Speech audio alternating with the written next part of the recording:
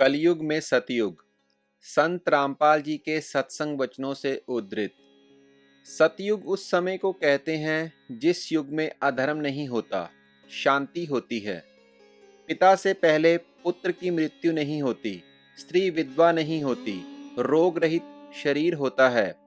सर्व मानव भक्ति करते हैं, परमात्मा से डरने वाले होते हैं, क्योंकि वे आध्यात्मिक ज्ञान के सर्व कर्मों से परिचित होते हैं। मन कर्म वचन से किसी को पीड़ा नहीं देते तथा दुराचारी नहीं होते। जति सती स्त्री पुरुष होते हैं। वृक्षों की अधिकता होती है। सर्व पुरुष वेदों के आधार से भक्ति करते हैं। वर्तमान में कलयुग है, इसमें अधर्म बढ़ चुका है। कलयुग में मानव की भक्ति के प्रति आस्था कम हो जाती है, या तो भक्ति करते ही नहीं, यदि करते हैं तो शास्त्र विधि त्याग कर मनमानी भक्ति करते हैं, जो श्रीमद् भगवद गीता अध्याय 16 श्लोक 23-24 में वर्जित है।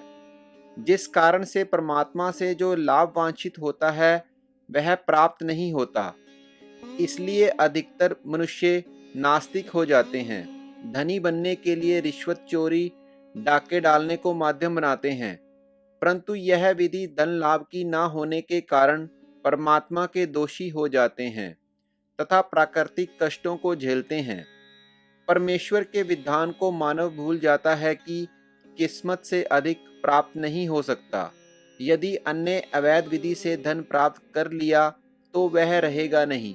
जैसे एक व्यक्ति अपने पुत्र को सुखी देखने के लिए अवैध विधि से धन प्राप्ति करता था। कुछ दिनों पश्चात उस पुत्र के दोनों गुर्दे खराब हो गए। जैसे तैसे करके गुर्दे बदलवाए, 3 लाख रुपए खर्च हुआ। जो धन अवैध विधि से जोड़ा था वह सर्व खर्च हो गया तथा कुछ रुपए कर्ज भी हो गया। फिर लड़के का विवाह किया। 6 महीने के पश्चात बस दुर्घटना में इकलौता पुत्र मृत्यु को प्राप्त हुआ। अब ना तो पुत्र रहा और ना ही अवैध विधि से अर्जित किया धन। शेष क्या रहा? अवैध विधि से धन संग्रह करने के लिए किए हुए पाप, जो अभी शेष हैं। उनको भोगने के लिए जिस से पैसे ऐंठे थे उनका पशु, गधा, बैल, गायें बनकर पूरे करेगा। परंतु परम अक्षर ब्रह्म की शास्त्रानुकूल साधना करने वाले भक्त की किस्मत को परमेश्वर बदल देता है। सतयुग में कोई भी प्राणी मांस, तंबाकू, मदिरा सेवन नहीं करता, क्योंकि वे इनसे होने वाले पापों से परिचित होते हैं। मांस खाना महापाप। एक समय एक संत अपने शिष्य के साथ कहीं जा रहा था। वहां पर एक मछियारा तालाब से मछलियां पकड़ रहा था। मछलियां जल से बाहर तड़प तड़प कर प्राण त्याग रही थी। शिष्य ने पूछा, हे गुरुदेव, इस अपराधी प्राणी को क्या दंड मिलेगा? गुरुजी ने कहा, बेटा, समय आने पर बताऊंगा। 4-5 वर्ष के पश्चात दोनों गुरु शिष्य कहीं जाने के लिए जंगल से गुजर रहे थे। वहां पर एक हाथी का बच्चा चिल्ला रहा था। उछल कूद करते समय हाथी का बच्चा 2 निकट निकट उगे वृक्षों के बीच फंस गया। वह निकल तो गया, परंतु निकलने के प्रयत्न में उसका सर्व शरीर छिल गया तथा उसके शरीर में जख्म हो गए। उसके सारे शरीर में कीड़े चल रहे थे जो उसको नोच रहे थे। वह हाथी का बच्चा बुरी तरह चिल्ला रहा था। शिष्य ने गुरुजी से पूछा कि हे गुरुदेव, यह प्राणी कौन से पाप का दंड भोग रहा है? गुरुदेव ने कहा, पुत्र, यह वही मछियारा है जो उस शहर के बाहर जलाशय से मछलियां निकाल रहा था। मदिरा शराब पीना कितना पाप है। शराब पीने वाले को 70 जन्म कुत्ते के भोगने पड़ते हैं। मलमूत्र खाता फिरता है। अन्य कष्ट भी बहुत सारे भोगने पड़ते हैं तथा शराब शरीर में भी बहुत हानि करती है। शरीर के 4 महत्वपूर्ण अंग होते हैं, फेफड़े, लीवर, गुर्दे तथा हृदय। शराब इन चारों को क्षति पहुंचाती है। शराब पीकर मानव न रहकर पशु तुल्य गतिविधि करने लगता है। कीचड़ में गिर जाना, कपड़ों में मलमूत्र तथा वमन कर देना, धन हानि, मान हानि, घर में अशांति आदि मदिरा पान के कारण होते हैं। मदिरा सतयुग में प्रयोग नहीं होती। सतयुग में सर्व मानव परमात्मा के विधान से परिचित होते हैं, जिस कारण सुख का जीवन व्यतीत करते हैं। गरीब। मदिरा पीवे कड़वा पानी, 70 जन्म स्वान के जानी। दुराचार करना कितना पाप है, पर द्वारा स्त्री का खोले, 70 जन्म अंधा हो डोले।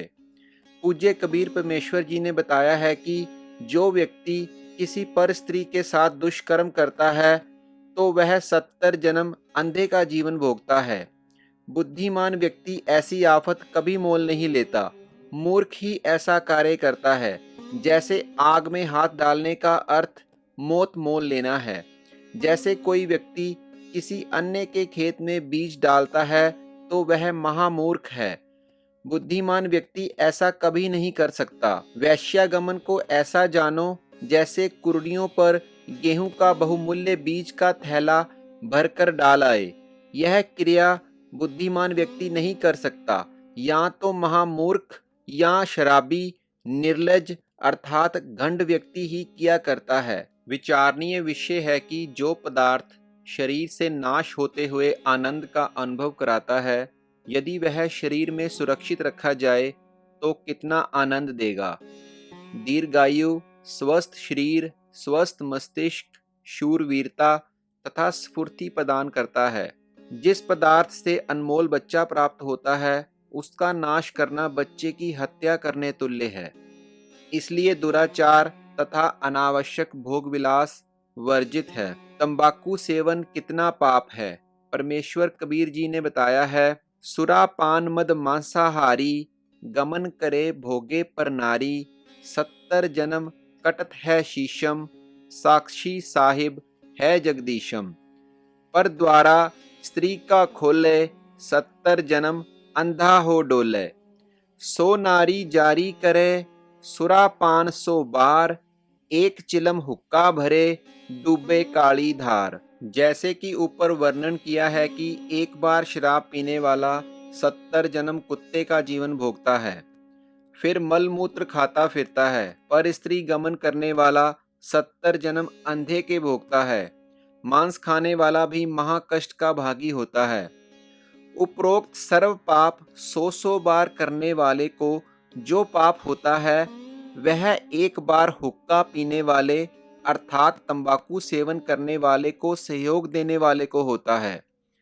तंबाकू सेवन करने वाले, हुक्का, सिगरेट, बीड़ी या अन्य विधि से सेवन करने वाले तंबाकू खाने वालों को तो क्या क्या पाप लगेगा, घोर पाप का भागी होगा। एक व्यक्ति जो तंबाकू सेवन करता है, जब वह हुक्का या बीड़ी सिगरेट पीकर धुआं छोड़ता है तो वह धुआं उसके छोटे छोटे बच्चों के शरीर में प्रवेश करके हानि करता है। वे बच्चे फिर शीघ्र बुराई को ग्रहण करते हैं तथा उनका स्वास्थ्य भी बिगड़ जाता है। अवतार की परिभाषा। अवतार का अर्थ है ऊंचे स्थान से नीचे स्थान पर उतरना। विशेषकर यह शुभ शब्द उन आत्माओं के लिए प्रयोग किया जाता है जो धरती पर कुछ अद्भुत कार्य करते हैं, जिनको परमात्मा की ओर से भेजा हुआ मानते हैं या स्वयं परमात्मा ही का पृथ्वी पर आगमन मानते हैं। श्रीमद् भगवत गीता अध्याय 15 श्लोक 1 से 4 तथा 16-17 में 3 पुरुषों प्रभुओं का ज्ञान है। क्षर पुरुष, जिसे ब्रह्म भी कहते हैं, जिसका ओम नाम साधना का है, जिसका प्रमाण गीता अध्याय 8 श्लोक 13 में है। अक्षर पुरुष, जिसको परब्रह्म भी कहते हैं, जिसकी साधना का मंत्र तत् जो सांकेतिक है, प्रमाण गीता अध्याय 17 श्लोक 23 में है। उत्तम पुरुष तू अन्य, श्रेष्ठ पुरुष परमात्मा तो उपरोक्त दोनों पुरुषों क्षर पुरुष तथा अक्षर पुरुष से अन्य है। वह परम अक्षर पुरुष है जिसे गीता अध्याय 8 श्लोक 1 के उत्तर में अध्याय 8 के श्लोक 3 में कहा है कि वह परम अक्षर ब्रह्म है, जिसका जाप सत है, जो सांकेतिक है। इसी परमेश्वर की प्राप्ति से साधक को परम शांति तथा सनातन परम धाम प्राप्त होगा। प्रमाण गीता अध्याय 18 श्लोक 62 में यह परमेश्वर परम अक्षर ब्रह्म गीता ज्ञान दाता से भिन्न है। अधिक ज्ञान प्राप्ति के लिए कृपया पुस्तक धरती पर अवतार सतलोक आश्रम बरवाला से प्राप्त करें। अवतार 2 प्रकार के होते हैं, जैसे ऊपर कहा गया है। अब आप जी को पता चला कि मुख्य रूप से 3 पुरुष प्रभु हैं जिनका उल्लेख ऊपर कर दिया गया है। हमारे लिए मुख्य रूप से 2 प्रभुओं की भूमिका रहती है। क्षर पुरुष ब्रह्म, जो गीता अध्याय 11 श्लोक 32 में अपने आप को काल कहता है। परम अक्षर पुरुष, परम अक्षर ब्रह्म, जिसके विषय में गीता अध्याय 8 श्लोक 3 तथा 8, 9, 10 में तथा गीता अध्याय 18 श्लोक 62, अध्याय 15 श्लोक 1 से 4 तथा 17 में कहा है। ब्रह्म काल के अवतारों की जानकारी, गीता अध्याय 4 का श्लोक 7, यदा यदा ही धर्मस्य ग्लानि भवति भारत अभ्युत्थानम अधर्मस्य तदा आत्मानं सृजामि अहम। अनुवाद, भारत, हे भारत, यदा यदा, जब जब, धर्मस्य, धर्म की, ग्लानि, हानि, और अधर्मस्य, अधर्म की, अभ्युत्थानम, वृद्धि, भवति, होती है, तदा, तब तब, ही अहम, मैं, आत्मानम, अपना वंश अवतार, सृजामि, रचता हूँ, अर्थात उत्पन्न करता हूँ। जैसे श्रीमद् भगवद गीता अध्याय 4 श्लोक 7 में गीता ज्ञानदाता ने कहा है कि जब जब धर्म में घृणा उत्पन्न होती है, धर्म की हानि होती है तथा अधर्म की वृद्धि होती है, तो मैं काल ब्रह्म क्षर पुरुष अपने अंश अवतार सृजन करता हूँ, अर्थात उत्पन्न करता हूँ। जैसे श्री रामचंद्र जी तथा श्री कृष्णचंद्र जी को काल ब्रह्म ने ही पृथ्वी पर उत्पन्न किया था, जो स्वयं ही विष्णु जी ही माने जाते हैं। इनके अतिरिक्त 8 अवतार और कहे गए हैं, जो श्री विष्णु जी स्वयं नहीं आते, अपितु अपने लोक से अपने कृपा पात्र पवित्र आत्मा को भेजते हैं। ये भी अवतार ही कहलाते हैं। कहीं कहीं पर 25 अवतारों का भी उल्लेख पुराणों में आता है। काल ब्रह्म क्षर पुरुष के भेजे हुए अवतार पृथ्वी पर बड़े अधर्म का नाश कत्लेआम अर्थात संहार करके करते हैं। उदाहरण के रूप में श्री रामचंद्र जी तथा श्री कृष्णचंद्र जी, श्री परशुराम जी तथा श्री नीकलंक जी, जो अभी आना शेष है, जो कलयुग के अंत में आएगा। ये सर्व अवतार घोर संहार करके ही अधर्म का नाश करते हैं। अधर्मियों को मारकर शांति स्थापित करने की चेष्टा करते हैं, परंतु शांति की अपेक्षा अशांति ही बढ़ती है। जैसे श्री रामचंद्र जी ने रावण को मारने के लिए युद्ध किया। युद्ध में करोड़ों पुरुष मारे गए, जिनमें धर्मी तथा अधर्मी दोनों ही मारे गए। फिर उनकी पत्नियां तथा छोटे छोटे बच्चे शेष रहे। उनका जीवन नरक बन गया। विधवाओं को अन्य व्यक्तियों ने अपनी हवस का शिकार बनाया। निर्वाह की समस्या उत्पन्न हुई, आदि आदि अनेकों अशांति के कारण खड़े हो गए। यही विधि श्री कृष्ण जी ने अपनाई थी। यही विधि श्री परशुराम जी ने अपनाई थी। इसी विधि से 10वां अवतार काल ब्रह्म क्षर पुरुष द्वारा उत्पन्न किया जाएगा। उसका नाम नीकलंक होगा। वह कलयुग के अंतिम समय में उत्पन्न होगा, जो राजा हरिश्चंद्र वाली आत्मा होगी। संभल नगर में श्री विष्णु दत्त शर्मा के घर में जन्म लेगा। उस समय सर्व मानव अत्याचारी अन्यायी हो जाएंगे, उन सर्व को मारेगा। उस समय जिन जिन पुरुषों में परमात्मा का डर होगा, कुछ सदाचारी होंगे, उनको छोड़ जाएगा, अन्य सर्व को मार डालेगा। यह विधि है ब्रह्म काल क्षर पुरुष के अवतारों की धर्म का नाश करने तथा शांति स्थापित करने की।